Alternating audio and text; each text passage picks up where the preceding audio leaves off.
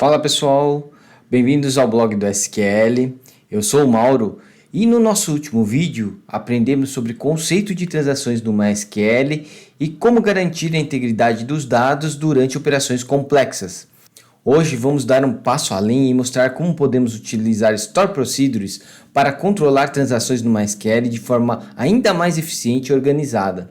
Se você ainda não viu o vídeo anterior, recomendo assistir antes para ter uma base sólida. Vou deixar o vídeo no card aqui em cima se você não viu, mas se você já viu, vamos começar. Para iniciar, quero te explicar o que é uma Store Procedure. Store Procedures são conjuntos de comandos SQL armazenados no banco de dados, permitindo que sejam chamados várias vezes sem a necessidade de reescrever o código. Você automatiza o código, né? E é justamente por essa característica que torna as Store Procedures ideais para controlar transações complexas. Nós vamos ver na prática como criar uma Store Procedure para controlar uma transação.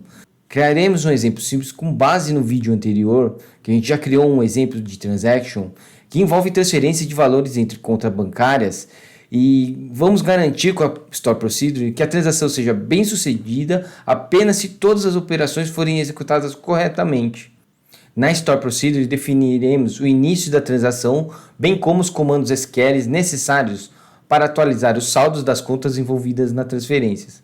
Também veremos a importância de utilizar a cláusula rollback para desfazer a transação em caso de erro, como a gente já tinha comentado no vídeo anterior.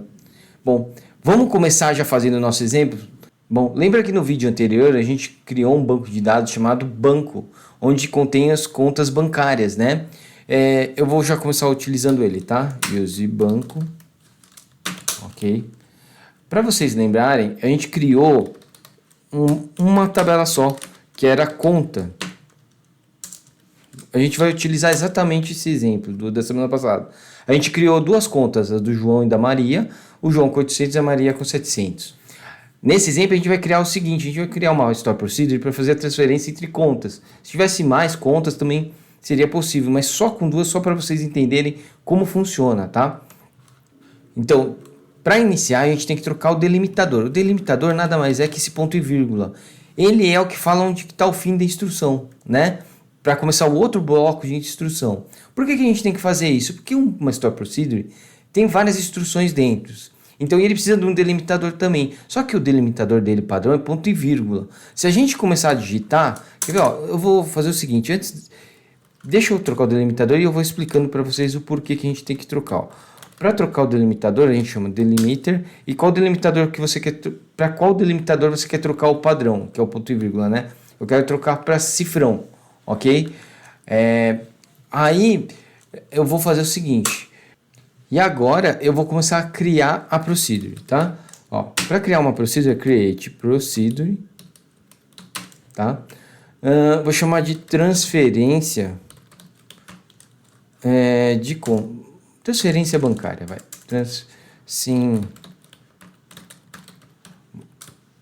Inventar muito, beleza? Aí aqui vamos. O que ele vai no começo do parâmetro, né? Eu tenho que falar na procedure, você pode ter valores de entrada no parâmetro quanto de saída. Aqui a gente vai ter valores de entrada. Então, por quê? Eu preciso falar que eu quero transferir da conta do João para a conta da Maria, por exemplo. Então seria da origem para o destino e o valor da transferência. E tudo isso é parâmetro de entrada, porque eu estou passando para a procedure falando para ela fazer uma operação com esses parâmetros, né? Então vamos lá, é um in, vamos criar um conta origem, tá?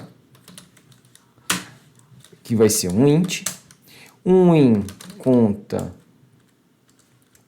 destino, que vai ser um int também, que é, e vamos lá, vamos terminar, depois eu falo, valor transferência, que é um decimal de 10,2, tá? O que eu fiz aqui? Eu passei os parâmetros que essa procedure vai receber, né? Se fosse um parâmetro de saída, seria um out. E aí dentro da procedure, esse daqui são os parâmetros, tá? Tanto que abre e fecha parênteses aqui. Como que eu faço para delimitar o bloco da procedure? É um begin E para finalizar, o corpo da procedure é um end, ok?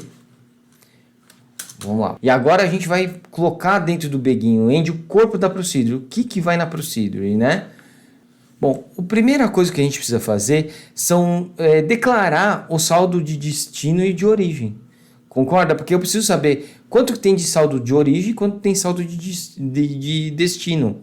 Beleza? Então vamos fazer aqui, ó. Declare saldo origem decimal de 10,2, tá?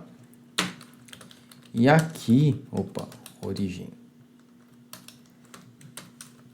E aqui um saldo destino. Beleza? Porque eu preciso passar para uma variável quais são os saldos de origem e quais são os saldos de destino, né? Eu preciso saber, de que a conta origem tem quanto e a conta destino tem quanto. É isso que eu estou fazendo, tá? Bom, vamos lá. E agora a gente vai literalmente começar a nossa transaction, que a gente já viu no vídeo anterior. Então, start transaction para iniciar uma transaction, né? O que a gente quer agora? Eu quero obter o saldo da conta de origem. Por que eu quero fazer isso? Para ver se ele tem saldo o suficiente para fazer a transferência, né? Então vamos lá. Então, select saldo. Transaction.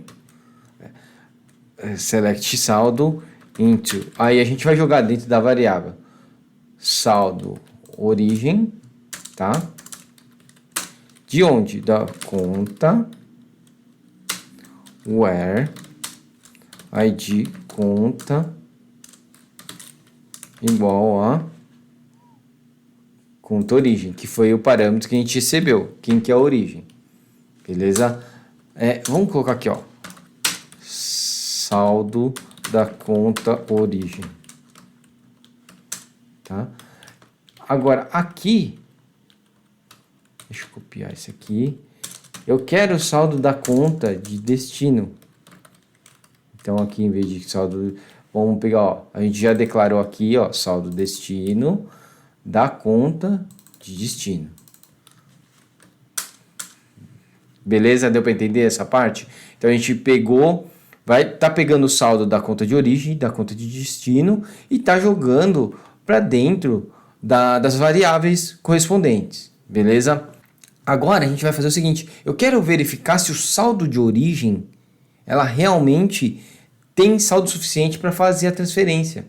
Então, o que a gente vai fazer? Vamos fazer um if, tá? If saldo origem for maior igual a valor da transferência, then, então, se o saldo de origem for maior ou igual ao valor da transferência, então o que ele vai fazer? Ele vai atualizar as contas. Então, ele vai fazer um update. O que eu vou fazer? Eu vou fazer um update no saldo da conta de origem, tirando o valor da transferência. E vou fazer um update na conta de destino, atualizando o saldo mais o valor da transferência. Beleza? Então vamos lá. Então update conta, certo? Set saldo igual a saldo menos o quê? O valor da transferência que eu tenho aqui. Aqui eu estou verificando se o valor da transferência é igual, certo? Se é maior ou igual, né? Where id conta igual ao quê? Igual a conta origem. E automaticamente a gente tem que fazer um saldo, o update no saldo, mais o valor da transferência no ID da conta de destino. Tá? Eu vou passando aqui e depois eu volto explicando linha a linha, tá? O que a gente precisa fazer agora? Se ele conseguir fazer isso, ou seja, se o saldo de origem for maior ou igual ao valor da transferência, eu tenho que confirmar a transferência, né? Então vamos lá, confirmar a transferência. Como que eu confirmo. Lembra? Commit, né? Que é para você commitar a transação. Beleza? Agora, se não tiver, o que eu faço agora? Lembra? Eu vou fazer um rollback. Eu mostrei para vocês como utilizam um rollback, né? Então, por que eu vou fazer um rollback? Porque não tem saldo suficiente na conta, né? Então, vamos lá. Vou fazer um else. Aí, ó, como assim? Não há... Vamos colocar aqui um comentário. Não há saldo suficiente, tá? O que eu vou fazer? Eu vou fazer vou printar uma mensagem. Saldo insuficiente.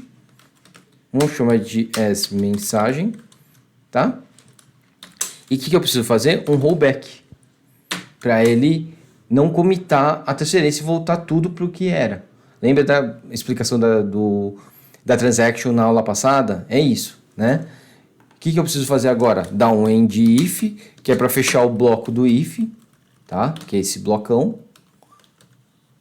Eu preciso fechar o bloco do corpo, né? E aqui, ó, é a sacada. Como que eu sei onde que ele começou? Ó, o delimiter começou aqui, né? Então, vamos lá. Deixa eu tirar esse select conta daqui. Vamos deixar ele aqui. Ó, delimiter. Aí a gente fez toda a procedure, deu um end. A gente vai colocar um cifrão que é o que? É o final da procedure. É o delimitador da procedure. E aí a gente não pode esquecer de voltar o delimitador para o ponto e vírgula. Senão, toda vez que você fizer se você deixar o cifrão, toda vez que você terminar uma operação, você vai ter que terminar com o cifrão e não com o ponto e vírgula, tá? E vamos começar, ó. Vamos começar aqui desde o começo. Vamos começar desde o começo como redundante, mas é isso, né? Acho que vocês entenderam. Vamos lá. A gente trocou o delimitador. Por que a gente trocou? Olha só. Dentro da procedure, ó, a procedure é esse bloco inteiro, tá? Olha só, eu tenho ponto e vírgula, ponto e vírgula, ponto e vírgula. Como que o SQL vai saber onde você está finalizando a procedure e onde você está finalizando a operação, né? Porque é uma coisa só. Ponto e vírgula é para tudo. Então, o que ele ia fazer? Ele ia vir aqui e executar aqui, ó. Por quê? Porque o delimitador do SQL é o ponto e vírgula. Mas como você mudou o delimitador, ele está passando aqui como delimitador da procedure. Então ele vai fazer aqui, ó, o ponto e vírgula e não vai executar. E aqui ele sabe que terminou. Beleza, então ele fala, beleza, aqui eu terminei. E o ponto e vírgula, tá? Por isso que você tem que trocar o delimitador. Ó, aqui estão os três parâmetros que a gente passa de entrada, tá? Aqui começa o bloco da procedure com begin. Declaramos duas variáveis de saldo origem e saldo destino para a gente pegar no select e jogar para dentro da variável saldo destino e saldo origem, né? Ó, a gente pegou do origem e destino. Para quê? Agora a gente vai ver se o saldo origem for maior ou igual à transferência, ele vai fazer a transferência e vai commitar. Se não for, ele vai falar que é saldo suficiente e vai dar um rollback. Beleza? Vamos criar para ver se vai dar erro aqui a procedure, ó. Criei, aqui, ó, tá? O que a gente vai fazer agora? Deixa eu fazer deixa eu pegar aquele select da conta aqui, ó, para vocês lembrarem, tá? Olha só, tá com 870. 800 para o João e 700 para Maria. Como que eu chamo uma procedure? A gente chama com a função call, tá? Call e o nome da procedure. Então, call, transferência bancária. Olha só, quais são os parâmetros que a gente colocou? O primeiro parâmetro é a origem, o segundo é o destino e o valor da transferência. Então, vamos transferir do João para Maria, vamos fazer um teste, vamos passar 900 para ver se ele vai dar erro. Então, vamos transferir da conta do ID 1 para o ID 2 no valor de 900, tá? Ele tem que dar erro, concorda? Por quê? Eu não tenho saldo suficiente para o João. Vamos ver? Saldo insuficiente. Foi o que a gente tinha marcado aqui na mensagem. Vamos ver se ele continua igual. Continua igual. Agora, vamos transferir 700. Vamos ver? Aparentemente, Ok, porque não deu mensagem nenhuma. Vamos dar o select na conta. Ó, ficou com 100 e transferiu, saiu 700 do João e entrou 700 da Maria. Agora vamos fazer o contrário. Vamos jogar da Maria para o João 700 para ver. E vamos dar um select na conta. Olha lá, voltou 800, 700. Beleza? Deu para entender como funciona uma procedure? Ela ajuda a automatizar bastante, né? E a gente, para testar, a gente utilizou o call, né? E fizemos algumas operações aqui para vocês verem como funciona a transferência utilizando o procedure. E para testar nossa procedure, a gente fez algumas transferências entre contas e verificamos como elas se comportam em diferentes cenários, como transferência bem sucedida e onde a transação deve ser desfeita fazendo o rollback e printando o saldo insuficiente, né? E para chamarmos as procedures, a gente chamou com a chamada call e o nome da procedure com os parâmetros. Beleza? Bom, é isso aí, ó. Aí tá o que eu tinha falado no vídeo anterior que eu ia fazer para vocês com procedure, store procedures, né? E vocês viram que com o uso de procedures a gente pode simplificar o controle de transações do MySQL e tornar nossos códigos mais organizados e seguros. E a quantidade de coisa que você pode automatizar com isso, né? Principalmente com o Store Procedure. Bom, e é isso. Você viu que com o uso de Store Procedure a gente pode simplificar o controle de transações do MySQL e tornar nossos códigos mais organizados e seguros. E você vê que com o Store Procedure a gente pode automatizar muita coisa, né? Principalmente com movimentos, né? Com controle de transações, né? Principalmente, tá? E se você gostou desse conteúdo, não esquece de deixar seu like e se inscreve no canal, tá? Para receber mais dicas sobre banco de dados, principalmente de SQL. E aproveite para compartilhar com seus amigos desenvolvedores, cientistas de dados, analistas de dados, né? Para ajudar a aprimorar as habilidades em SQL, beleza? É isso aí, galera. Até a próxima e bons estudos em SQL. Abraço!